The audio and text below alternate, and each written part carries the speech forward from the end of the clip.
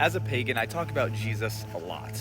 And I get a lot of comments, DMs, questioning why I talk about Jesus as a pagan. So if you're a pagan watching this might be an interesting perspective for you.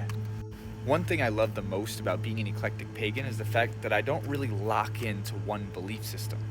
And this is really cool because it leaves all the doors open for me to learn from all the teachers. You see, when I stepped out from being Christian, I didn't just discredit the entire Bible and say the whole thing is useless now. Just like everything else, it's a book with a bunch of amazing lessons in it. And Jesus was just an amazing teacher. A teacher who I believe was divinely connected to Source, so I love to learn from him. In fact, look at the impact he's made to the entire world since he was born. Jesus obviously made a huge impact, and a lot of it is really good impact. Of course, that's interpretable, because at the end of the day, everybody who follows Jesus is going to be different because they have different interpretations, so they'll be doing different things, and maybe you'll associate what they've done to who Jesus really is. But that's just a perspective, and that's the thing I use, guys, is everything is a perspective. Going into the pagan world, there's 1,000 pagan books where there's pagan practices, pagan thoughts, pagan perspectives, all taught to you by teachers and people with experiences and things that they've done and people with results. That's all Jesus was just thousands of years ago. Now, in the pagan space of things, a lot of people believe in the spirit world. Deities, ghosts, demons, stuff like that. It all exists in the pagan world. Now, there's no doubt that most belief systems, unless you believe in nothing, believe that there is more than just this physical world we're seeing. However, most people see this physical world and think that there's no way that I played any part in this. I am just a circumstance of it. This had to have been designed by something separate from me, a god, a deity, a thing, something out there that created me. And frankly, all of this. Now, there's one thing that Jesus said that I really like, and he said that I am the vine and you are the branches.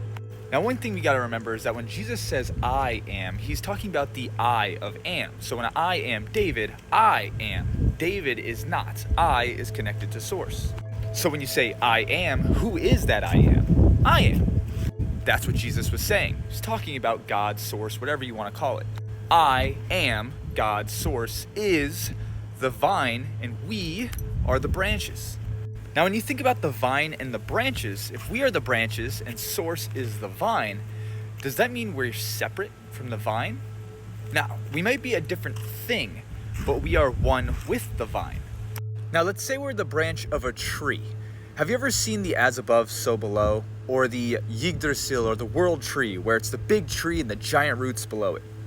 If we are a branch on that tree, are we just a branch on the tree at the top of the tree, or are we divinely connected to the entire system, the tree and the roots?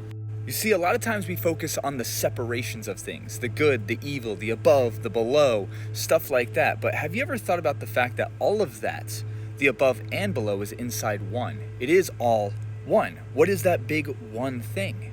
The one thing that everything is in is the Source. It's all of it, unbiasedly. The separation within it is good and evil, which is created inside of Source. Same with dark and light. It all exists in unison. It exists together, which means it is one. Now, when you take that one and you start breaking it down and breaking it down and breaking it down and breaking it down, that's where you get to us. We are completely unique individual perspectives of this reality, of this Source. And then us as the branches, we all grow differently. Some of us grow crooked, some of us grow straight, some of us grow and break and then regrow. And some of us grow a certain amount of leaves or bigger leaves and more healthy leaves, or the bugs are more attracted to our branch. Our branch is happening, but we are the entire thing experiencing that branch. Now, we are so branched off from this tree that we often think we are completely separate from this tree, and there's no way we could even be a part of this tree. And while making this video, I just had another realization thinking about if we are the branch and we are judged by the fruit that we bear. You're not gonna pick from the branch that grows rotten fruit. So that's what was being taught in the Christian beliefs of pay attention to the fruit that you bear. Bear good fruit and good things happen. We are just a branch to the tree, to the vine, to the whatever you want to call it. And the thing is, because of the way that all the branches grow, they're all looking at it completely different. They have different perspectives, different ways of believing because of the way they believe in themselves. That is completely normal. So I encourage you, as a pagan or as whatever you identify yourself as, go out and learn from all perspectives. You do not need to be a part of a religion, a part of a belief system. You do not have to do that stuff. You can go out and learn for yourself. The pressure comes from you. In summary, I believe that you can just be. You don't have to be whatever people think you should be. You can just be and believe the way you believe. And that's what I do. Now, of course, I definitely want to hear your perspective in the comments. I'm really enjoying these conversations because this is the type of stuff I think about every day. Excited to see where this leads. Stay awesome. All love.